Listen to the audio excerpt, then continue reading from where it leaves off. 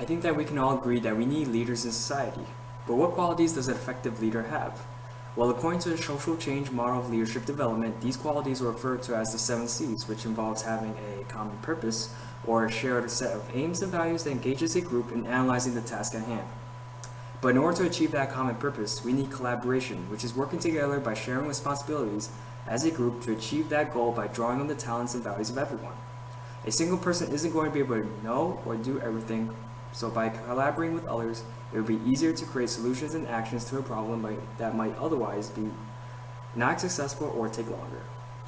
But as with any group work, there will sometimes be conflicts that can destroy its effectiveness, which is inevitable, so we need to acknowledge controversy with civility, and how to develop a sense of courtesy within the group in order to handle disagreements in a respectful manner. This can be accomplished through open and honest dialogue in resolving the issue with, again, the common purpose in mind. The next and last 4 C's are about you and yourself as an individual. To start, we of course have consciousness of self, or being aware of values, emotions, attitudes, and beliefs that motivate you. What makes you want to do something especially in the group? Those who are clear with their beliefs, values, and strengths are people with congruence, which is thinking, feeling, and behaving with consistency, genuineness, authenticity, and honesty towards others. A person should carry with themselves commitment or simply the drive and passion that motivates them to do what is expected of them as a leader. With that, they can achieve the desired outcome no matter what obstacles present itself. Finally, the last C is the social and civic responsibility of an individual's effort as a leader to serve and care for the community, being citizenship. Together, these 7 C's describe an overall approach to effective leadership to an agent of change in society. All of this, which I've talked about, has been applicable to me and my life when I was a class leader for a summer day camp.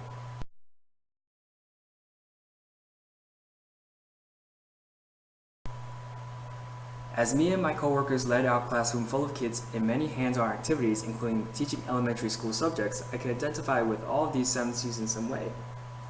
I know my reasons for wanting to work with and help kids at that time and acted accordingly with those values in mind.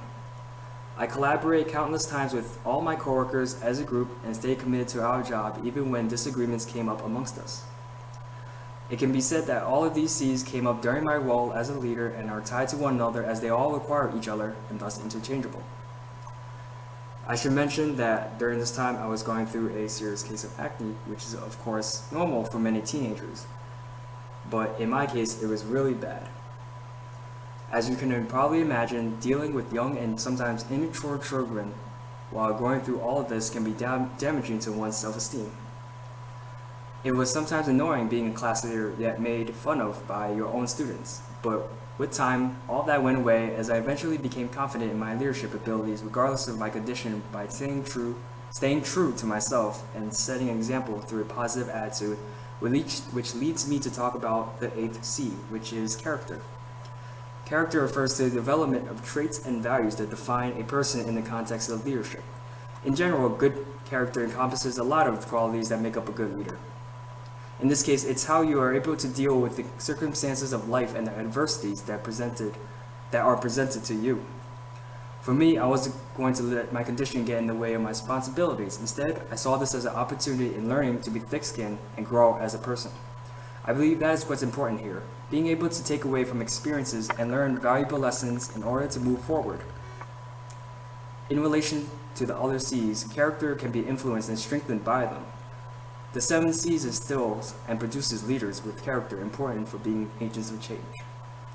In conclusion, having learned these C's during the leadership class has not only been insightful, but can definitely be applied as a paraprofessional when on the job.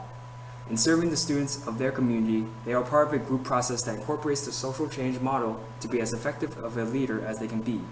That, for example, includes coordinating activities on campus or communicating with other staff members, where collaboration, hence the other C's as well here, is crucial. Overall, the social change model recognizes leadership as a process by which paraprofessionals can improve their skills to become citizens of campus living as they engage students here on campus.